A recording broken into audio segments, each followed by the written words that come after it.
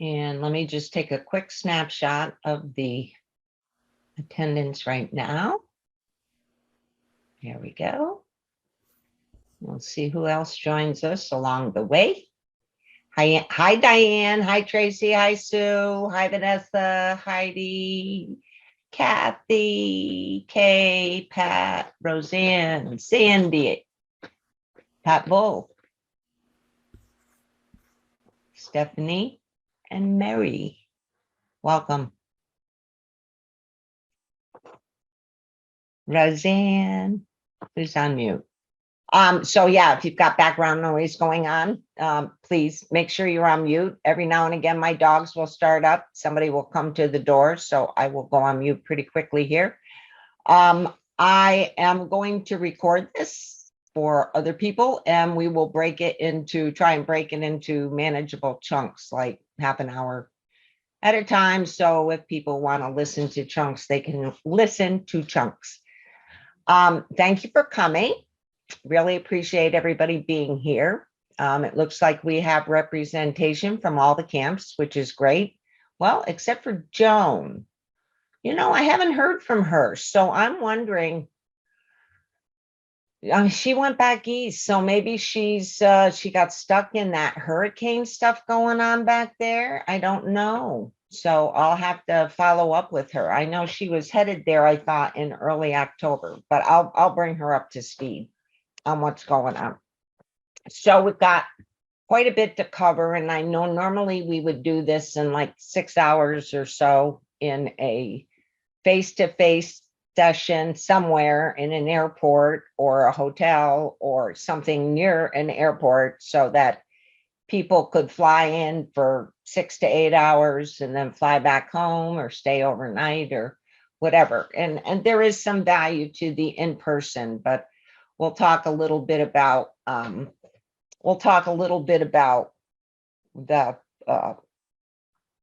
kind of trying to get to the knowing that we've got limitations on where we're at, that we are going to have to do a lot of our work, continue to do a lot of our work remotely. So even as a group, hopefully by next year, we'll be able to get together as a group again, because it is fun to do stuff together. It's fun to see people, and it's fun to say hey and to hug people and do all that stuff. And so we all agree that's important.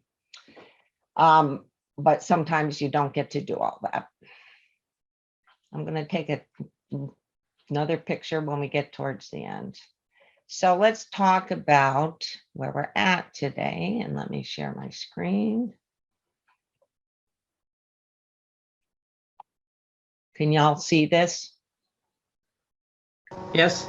Were you able to download the PDF, Pat? Yes. Okay. So that's got on the very first page, that's got basically a summary of where we're going to in terms of the 4 different sessions and what we're going to be looking at in the 4 different sessions. Today is the very first one, and it's basically a summary, kind of summarizing where we're at today. We're going to look at some of the state survey results, or the results as applicable to us, the national survey at the state level. And then we're going to talk about the 2023 camp and where we're going. Saturday, we're going to talk financials, staffing, stipends, and Kathy, that's just before Kathy heads off on vacation, and then she won't be here for a couple of weeks. So when she comes back, we will work on the, I think you're not even going to be back for the last one, are you, Kathy? 10-10. You're on mute. I come back on October 18th. Yeah, that's what I thought. But Kathy's so on top of things. It's like, I'm not worried about that at all. So all the things that the input that Kathy needs, we'll make sure we get that ahead of time. And then we'll do a summary update on the 10th, which is our normal October committee monthly meeting date, and we will add another half hour onto it and substitute the fourth session of our annual meeting, where we'll basically summarize and talk a little bit about where we're at with respect to what we're doing online. This is today, very high level, right? So we're going to talk about, again, the 2022 camp season, and what we'll talk a little bit about is the camps, and also what we're doing from a committee standpoint in this past year, what things that we've been accomplishing. We're going to talk a little bit about the survey results, and I'm going to want your feedback on some of the things that you may have seen if you got a chance to look at the survey results. If you haven't, some of your concerns maybe that have been driven in the past with what the survey measures or doesn't measure.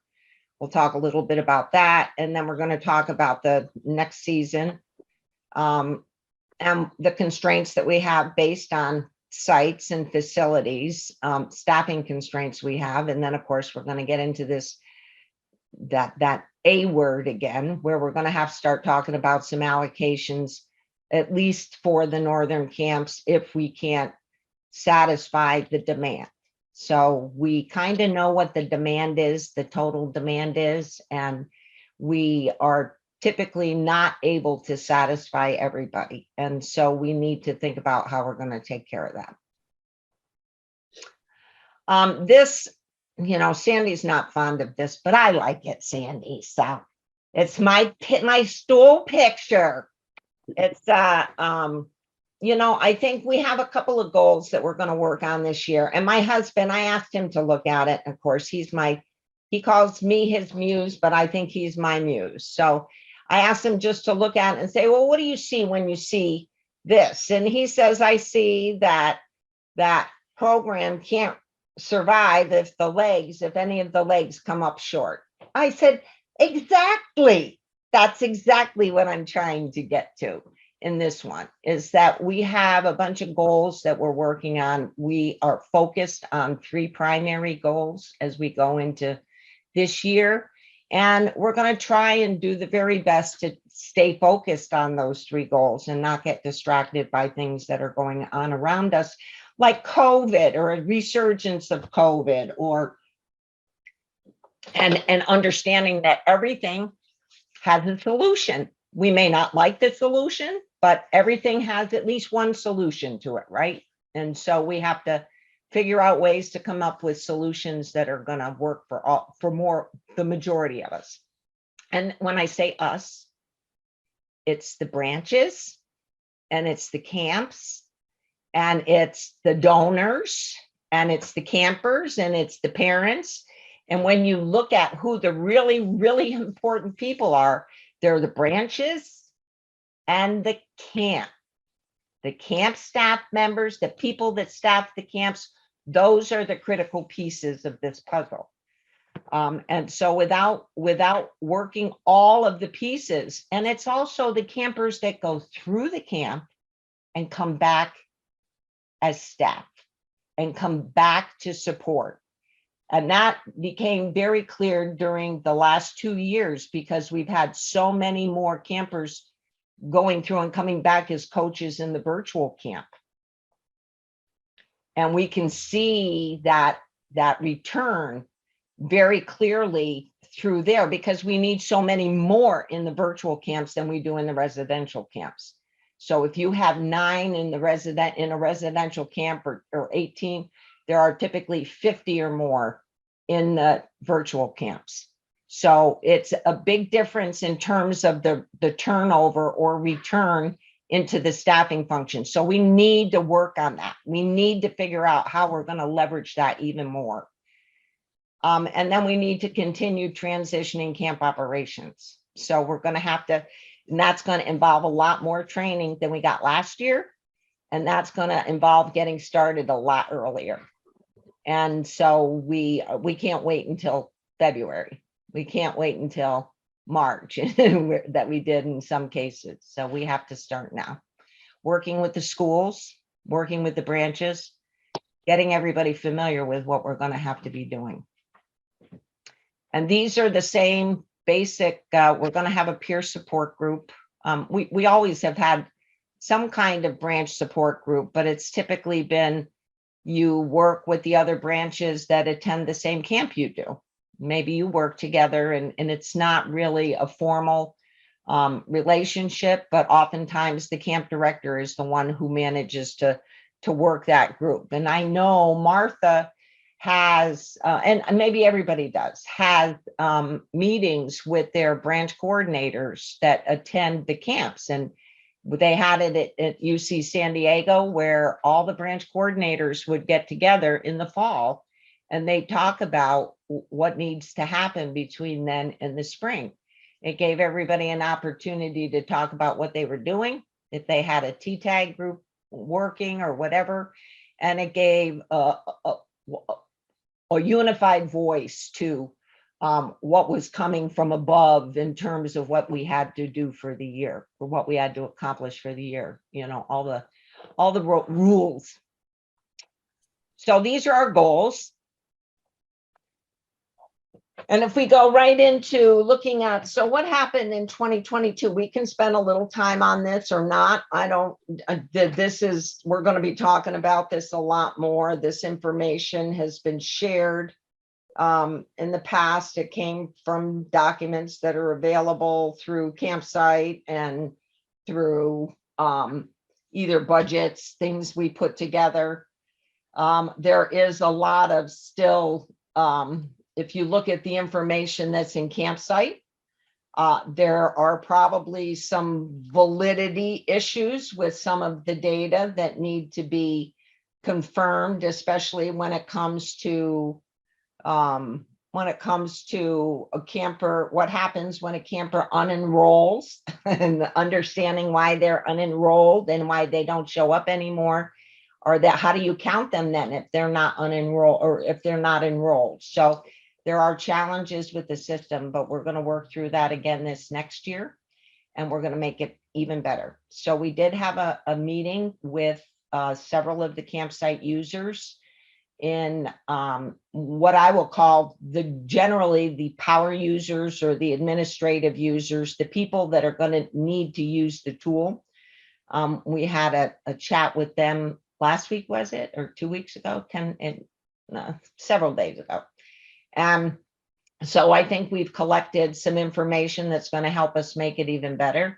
We need to figure out how to do that, but I think we've got a lot of possibilities and potential for making a lot of improvements. One of the things that came out, and whether this is totally accurate or maybe a little bit inaccurate, we may have had some campers that were unboosted. So they didn't have their boosters. They probably should have had their boosters at this point in time. No harm, no foul, right? There's not a whole lot of, we haven't had any fallout from it. But I think what we need to do is figure out a way. We need to target 0% and really try to get it to the point where we don't have people come in unvaccinated for anything. If it's MMR, if it's whatever the requirements are. So next year, who knows what the requirements are going to be at a school level? I have no idea what the UCs are going to be requiring us to do. But this year, we're going to continue to follow whatever our policy is as far as having kids tracking that and have that be in the system. But what do you mean by unboosted? Because there's probably some that did not get vaccinated until right before camp. No, not those. The ones that were unboosted where they should have been boosted. They were due a booster and they weren't. So I don't think they're, like I said, 3%. You're talking out of 699, maybe 20, a couple handfuls that somehow, for whatever reason, they were able to come through the screen. And Sandy, I mean, we talked about this for quite a while when we were getting ready to do camp, that you have to have this multi-layered kind of approach going on to kind of try and filter out as many things as possible. And so I think given where we were at with a new system, I think having 3%, fall through the cracks or not, Sandy, save me. So I'm not going to save you, but I wanted to make two comments. One is it's not that I didn't agree with your three-legged stool.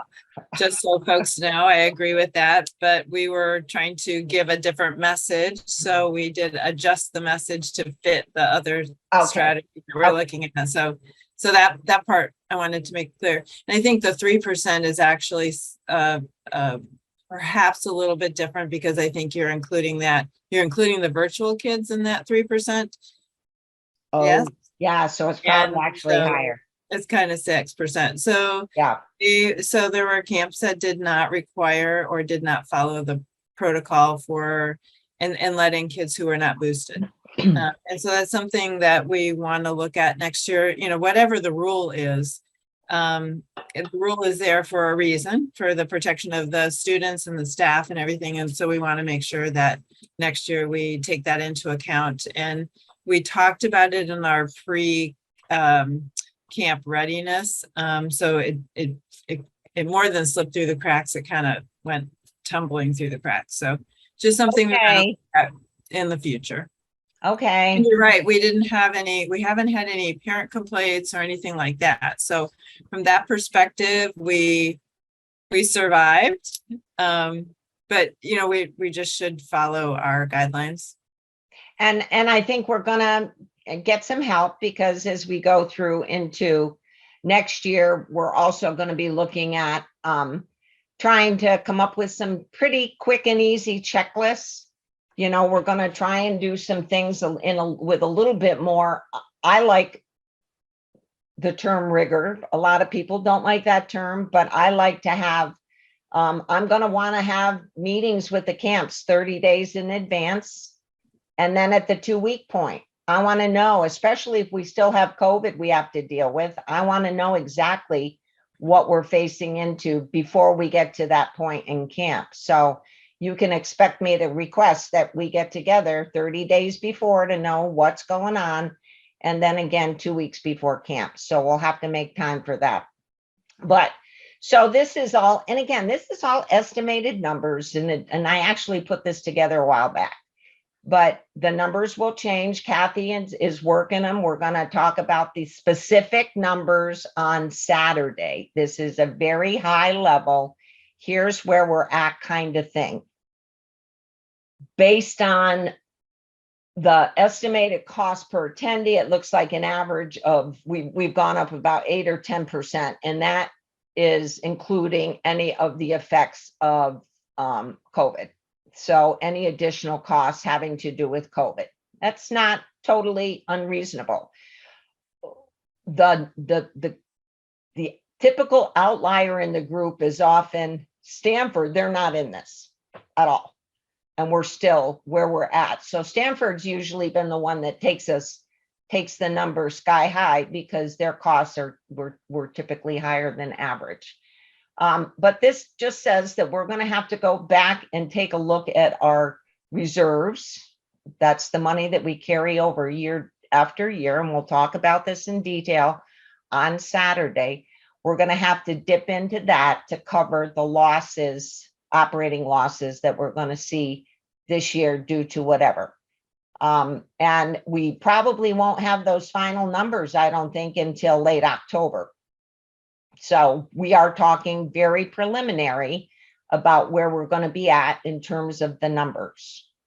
And Mary, the overrun comes from each camp, right? It tallies up. To remind people that there's like no magic pool that covers this. So each camp covers its own overage. Because the funds are all basically pooled anyway. The funds belong to the branches. And some funds may belong to the camp. And that's one of the things we're going to spend a lot of time talking about on Saturday, because we have funds that are camp related funds, and we have funds in SPF that actually are obligations we have to meet to the camp, to the branches. And so it's their funds that we are holding for them and going to satisfy that with a future campership, a spot in a camp. So it's two different pools, and we have to be thoughtful about where these funds are going to be coming from. Kathy, any comment on that? You're on mute. Right. No, that is correct, because the reserve, we looked at it as being a composition of 3 items. And one is the branch funds that were residing and parked with a camp and maybe use that camp year or not, depending on their fundraising, what they deposited, and how many campers they sent. So they act like that's a restricted net asset, in that we have to provide camperships for that branch's money in the future if they don't use it all up. So you track it that way. Each camp also can get grants directly to the camp to be used in their camp operations. And those are probably used more quickly and used in the current year. If there's anything left over, it would be hopefully used in the next year. And then the third piece is just the cumulative over under revenue versus expense for the actual camp year. It would be like a retained earnings if it was a for-profit, but it's expenses over revenues or revenues over expenses. So those pieces run because nothing ever comes exactly as you plan, where, okay, it cost, I got $1,000 of revenue and it cost me $1,000. I'm done and I'm even. So that's just the cumulative running piece of that. If you look at what you're doing with your with the reports, the SPF reports, you're running from one balance. It's like your bank, the cash you have in the bank, and you have ins and outs of it, and you get to the next balance. So it's kind of a running cash flow statement. And in some ways we talk apples and oranges, because the Yes. funds that are put in SPF are branch funds. And this year we saw a lot of variation in where branches went to which camp. So you have a camp budget and then you have branch funds. I just wanted to make the point that there is no like forgivable fund at the Tech Trek level that this came from. So it had to come by way of the elements that Kathy talked about. So Exactly. there was a camp budget to which the branches contributed. So in the past, there was a concept of a kind of overall slush fund, but that no longer exists. Oh, no, I think the other piece is that you may in fact have funds that come into a camp or into Tech Trek at the SPF level that are not earmarked for a camp or a branch. And so they may come in, and those funds, then you have to figure out, those are obviously some kind of restricted asset too. And so we have to be able to assign those. And we'll talk more about that, because I think that's going to be a key part of one of the projects that we're going to be working on with the accounting pilot and working through the accounting pilot. I think the only takeaway here is, and we have to figure out at some point where the pinch point is with the branches in terms of how much are they going to be willing to spend a campership as we move forward, because it's never going to go back down. And so it's always going to continue to go up. And I don't, at some point you can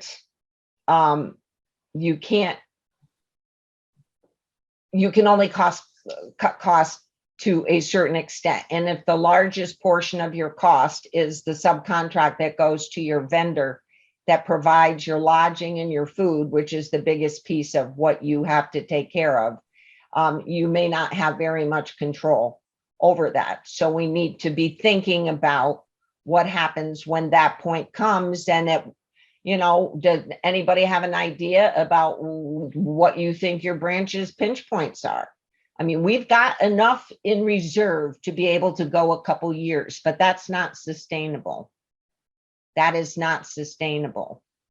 So we can't, and my guess, I did a quick back of the envelope calculation for the UCSD camp, and it's about half and half. So the reserve is half and half, which means the branches, I have obligations for half of whatever funds I have showing in the reserve, and the other is essentially money that the camp can make some decisions about or thinking about, spending more money or whatever in a given year. And I don't think we want to take that flexibility away. So I think we need to think about where are we going as we move forward, and it's going to continue to climb up. And at what point do the branches say, we don't want to play any